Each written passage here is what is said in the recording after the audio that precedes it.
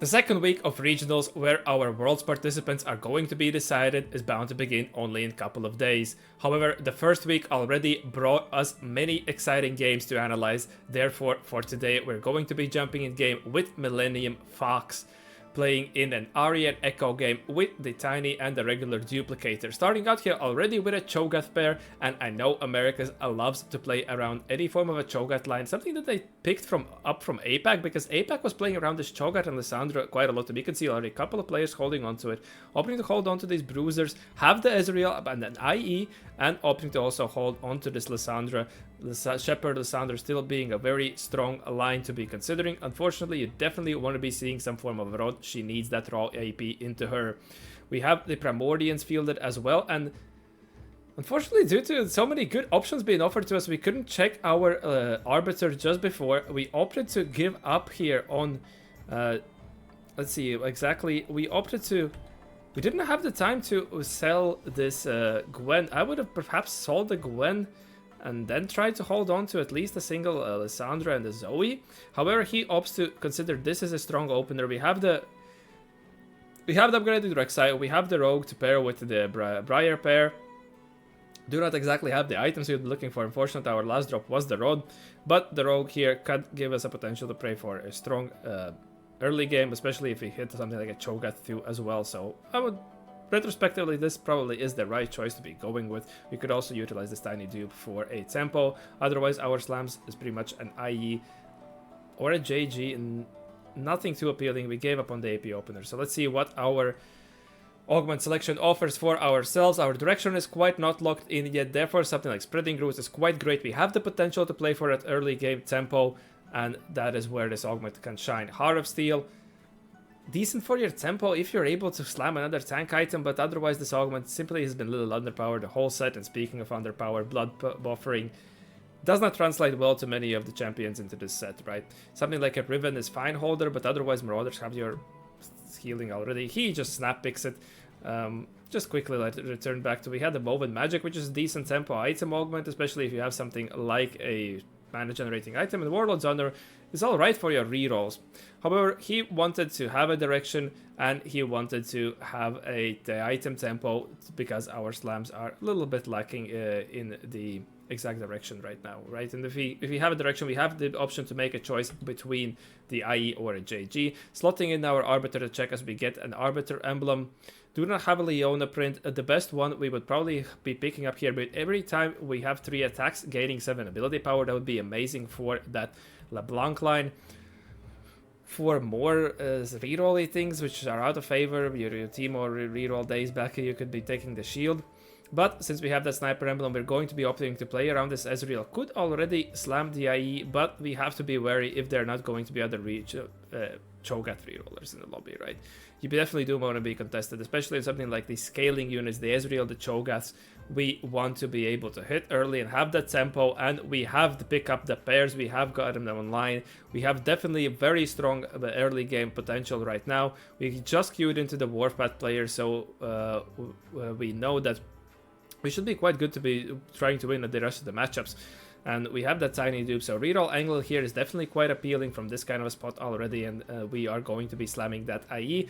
Pretty much commits us to some form of a Jhin cap line. I'm not exactly sure who else would be utilizing the IE at the top of my head right now as much. Obviously it's fine with something like a Corki, but we're picking up already 5 copies of Ezreal, and this is going to, I believe, lock us in the direction. He's going to paste the comp in right there. And Ari can give us those free rerolls as well. If we see the free rerolls here, we are in very prime spot. Unfortunately, we lost the other fight. And maybe, well, the Arbiter emblem is some resistances, so it's quite fine on these brawler units right there. Otherwise, hopefully we're able to get some of the stacks going on both of our carries. Divine Intervention, something that would just be too late of a proc. It's fine if you're playing for a loss streak here. However, Shared Wealth here would mean that we might not be able to roll down on level 4 as much at the end of the stage 2, where we would want to be digging. However, it's more gold. It's just a better choice we can be picking up right now. And for our item, we could be considering something like a chain, because we do not see any of these AD item components, and that would allow us to kill this Roda, which otherwise might be a little awkward in our line, and we're going to be going with that. could hold up to hold onto this Lissandro here as well. They're still playing around that for... Okay, we're going to make 30, that makes complete sense. Around these 2 time breakers, have the possibility to immediately slot in Pantheon later on as well. Maybe farm some free rerolls or XP with this line. And are we hovering the slam? Well played right there, always making informed decisions, noticing there's no need for us to be making the slam against Shoma here. Perhaps we can find something like a Protector's Vow for this Cho'Gath. However, we would want some form of mana generation for this Ezreal right there. Because, well, Ezreal definitely wants mana generation. He wants to be casting. We are playing an AD caster with that IE, that archetype as well, right? And therefore, there's going to be quite strong. We see this aura forming Jhin 2, and here we're going to making the slam facing the 3-item Pike. Hopefully, yeah, the high Pike does not get to our backline, so we should be safe. Also, neat trick here that he has placed this Sniper Emblem throughout the rest of the stage onto this Cho'Gath, keeping him a little safe, allowing him to maybe cast 2 more times, and then be quite good on... just getting a little bit more stacks, right? For now, we have the Cho'Gath copy, but let's see if we're going to opt roll or going to be greeting the extra econ. The thing with these Darkstar lines generally is that you are quite you want to get far and be giving up on this Mordekaiser, so that signals that we might not even, because we want to make 50 here. He's heavily indexing on making the 50 here, and he's probably considering playing around these timebreakers right now for a while. Going to be rolling here, find the upgrades. This should be a fine spot to stop, and yeah, this already signals to me that our plan might not be to be capping around these Darkstar units, right? Obviously, we can find Lissandra back, and if we win this fight, we can already pick one up right here. Transitioning the items on to this Pantheon. Because we have the Sniper Emblem, we are fine to not stack the Cho'Gath, which might... the item stack the Cho'Gath, right? Which might be a little bit weaker as a pure tank right now, and simply try to play for the best play, our next augment selection right now. Ideally, we will find either something that can provide us with a little bit more econ or more item tempo. Cosmic Restart is an amazing augment if you have not had any, if you're completely homeless in this kind of spot, especially if you're coming up from a loss streak. Can look for stabilize your board, provide us a clear direction. Feed the Flames. It's better on 2-1 in my opinion. The tempo from the Sunfire in early game is just more. This is fine if you just want some item tempo if you're in the spot. We're in here in the mixed streak spot. Slamming would be a decent option to consider. However, it synergizes poorly with the reroll game plan. However, we have committed our items and we have ways to make use of them. So this would be probably my default at this kind of a spot. You can see he's hovering the Cosmic Invader Z now. That's an augment that he defaulted Feed the Flames, but Invader Z is an augment that has fallen out of favor a lot due to Z nerf. Z2 is still insane, but just getting to this cap and especially this kind of spot will be quite hard. Misfits is amazing for your fast 9 blinds, but we are not obviously in the spot to be taking this, and we are not going to be taking Feed the Flames, and you can see he's frustrated. He valued the flip so much because Kahuna Huna is an augment that we cannot take. This is good in your Master Yi. It's fine, I think, in Zaya as well, but generally many auto attacker comps, right? But or Kindred carry, right? But we are not doing so. We're in caster build, so what do we even do here? Do we just take Zed for an item? And he's doing it. He's taking Zed for an item, but how? Well, okay, we're going to be having the Zed incoming anyhow, but as I mentioned, on 1 star, the Zed is extremely weak. He's quite heavily rolled on this augment selection. He was perhaps fishing for... I mean, Slamming was the choice in my opinion at that point. Or you just pick up Feed the Flames here. We have an open build that, yeah, can transition into something like the Sunfire already later on. But we still need Even Shroud as well. We're not making use of the Ari here for the 60 gold either. Obviously, we're going to utilize the free reroll, see if we can possibly spike, especially since we are only 1 copy away from this Ezreal, but we're still quite far away from Cho'Gath due to so many players playing around this Cho'Gath in the early game. This is where this line can become quite volatile, right? We have gotten the 2 Darkstar in, and we are facing a Constructed Companion, Veigar from the Gooring Gragas right here. Grass to display here also making tier TPC. And obviously he has to hide his full name ever since the incident there in the last set's cup. For ourselves right now, the next god selection, 8 XP would place us closer to level 6, but we will have to hit on Spike because we definitely want to be hitting before we level to 6. 2 5-cost champions has the potential for us to high roll Jhin, which is the true cap of this line, and getting to the 4 Darkstar playing around the Jhin. Maybe we're going to value econ since we do not have econ from our augments either, and I think this can high roll us a Z pair if that's worthwhile anything. We're going to be valuing yeah, the sorting out the event shroud here, because we would not want to be wanting to slam another IE. It's fine, because you can utilize the second IE onto this Jin later on. But for now, this will have to... This complete is nice and nicer. We would probably want this glove to maybe become a...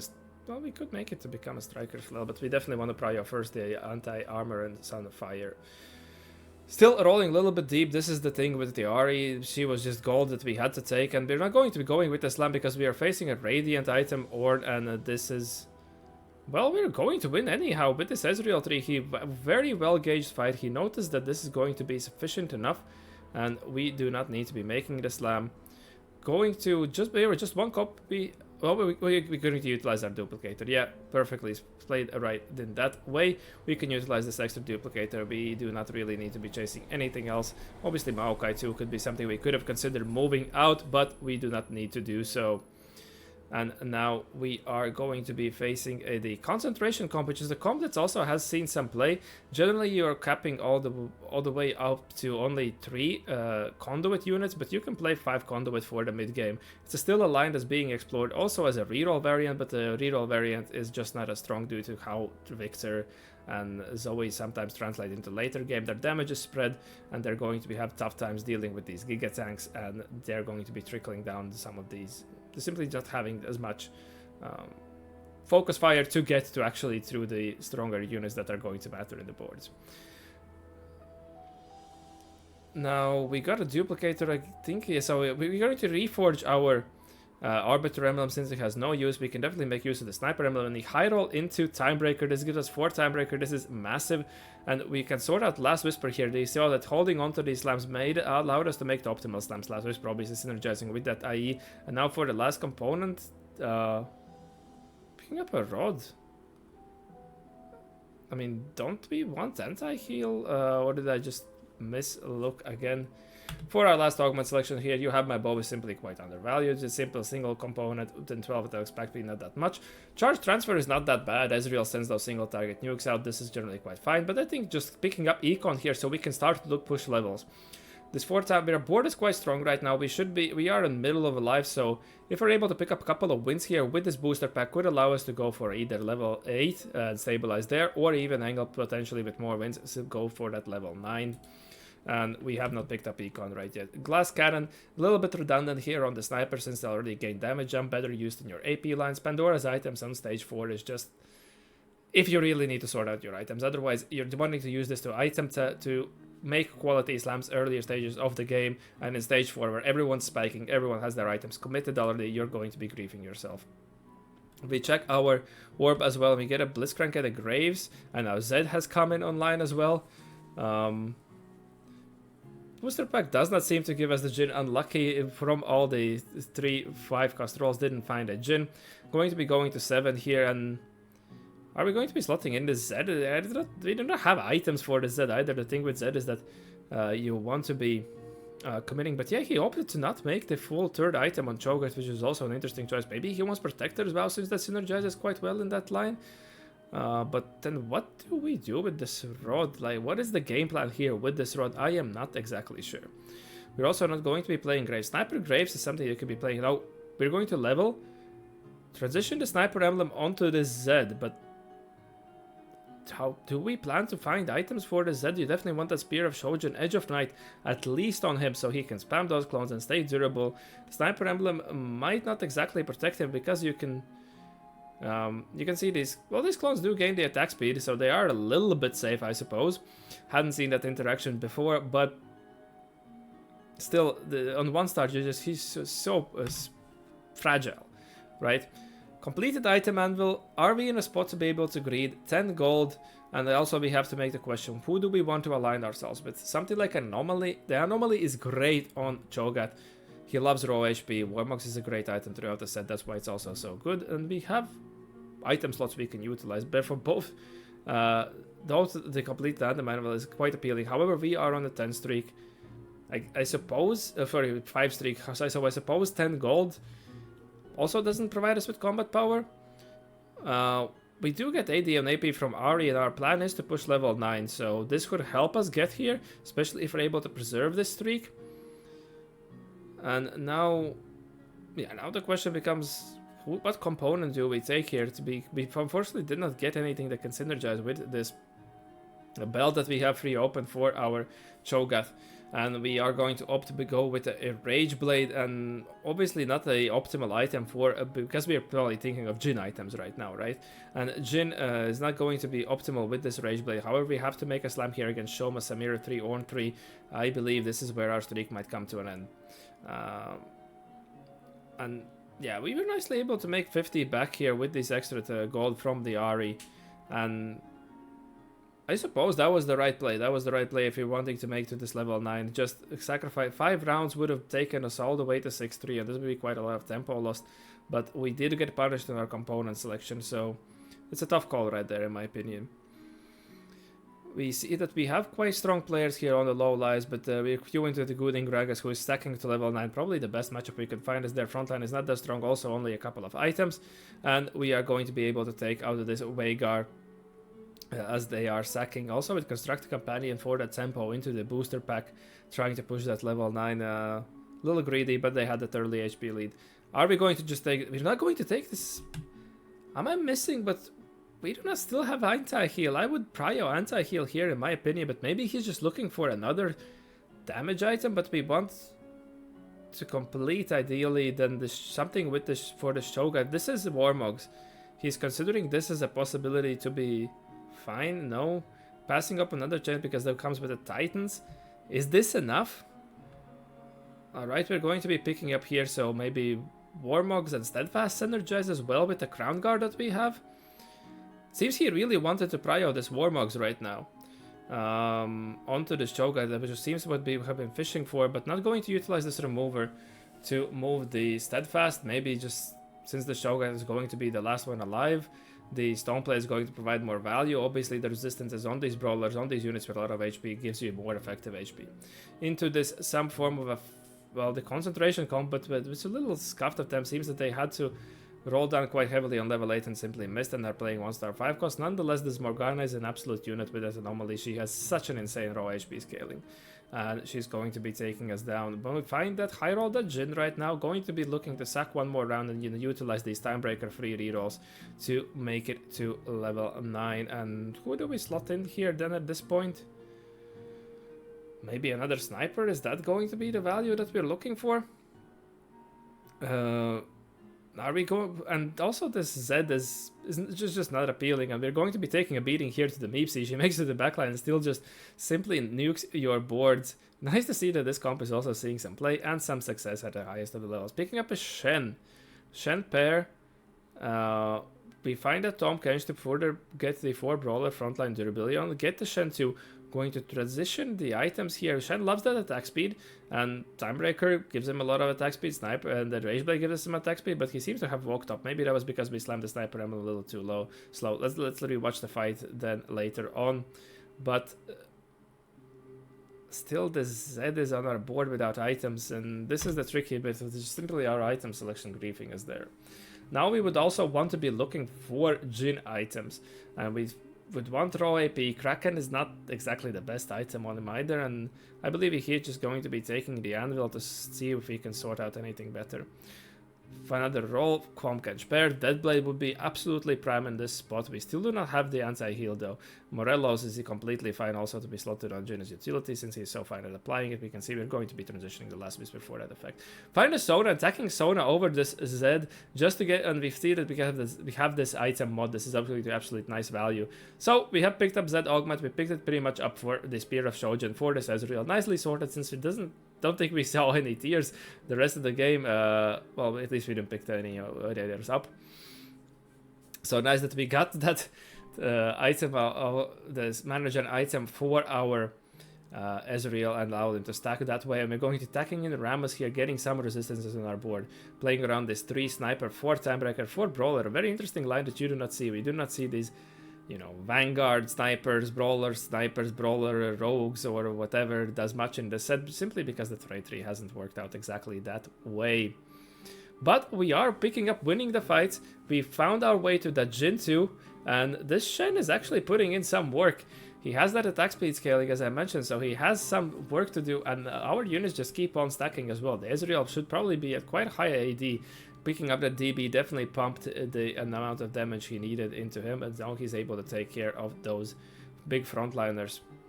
We're opting to hold on to pushing to rolling here. We still have 2 lives, and we believe that our odds are of hitting this Tahm Kench and Rammus 2 are a little too low.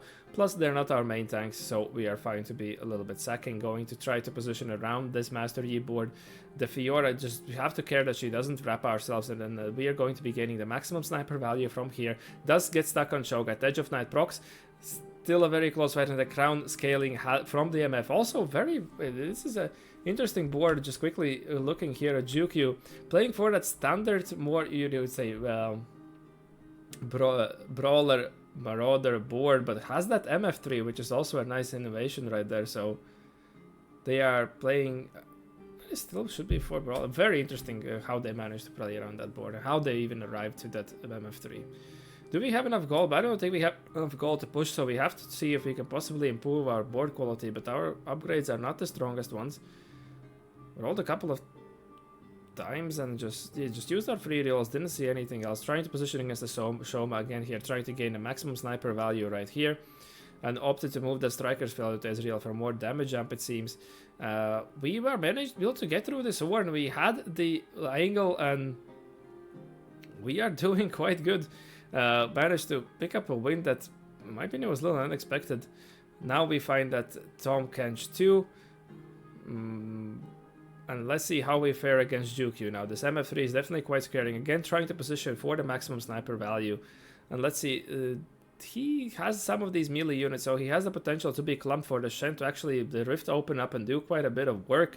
And yeah, it seems that now with the spike we have managed to, with more items that we were lacking, we were able to start bridging the gap. Ideally find a third Shen. Oh, we find another Deathblade. This Jhin is now also extremely stacked. But the credit should also still be given to the Shen. He has been surprisingly well performing. You've been noticing the damage charts. He has been performing quite decently. Now we do not have time to position, so our units are going to be going to the Shogun. The true damage is going to come in, but the Rift opens up and hits the whole of the melee stack. Thankfully, the Fiora doesn't make it, and we are now pretty much cleaning him up without a problem. The fight looked even better this way because the units just got stuck onto the Shogun, and the Shen with the Sniper Emblem did gain the value. Thankfully, the Cho'Gath lived long enough for this Fiora not to re-aggro onto the Shen and make it to the backline before we were able to retarget onto her. And the Jhin also putting in a lot of work there. But as Ezreal with the stacking, and it seems like with the damage jump, actually in this last matchup favored because we didn't get as much from the sniper. Very creatively played game. Obviously a little bit of high rolls here, reforging into that Timebreaker emblem, but picking up Zed, being forced to pick up Zed just for fear of Shojin, and then moving on to Sniper Shen carry, playing around that extreme amount of attack speed that we're able to pump into him through this Timebreaker emblem, showed the potential that this unit maybe actually has some form of dealing damage. Nicely identified where the spikes we needed and how we can wrangle that level 9 through the God selection and through our augment selection. Getting there, finding that Jhin, that the lobby didn't seem to be contesting as much. I would like to thank you for watching. I hope that you learned something new, and I wish to see you in the next one. Have a good one.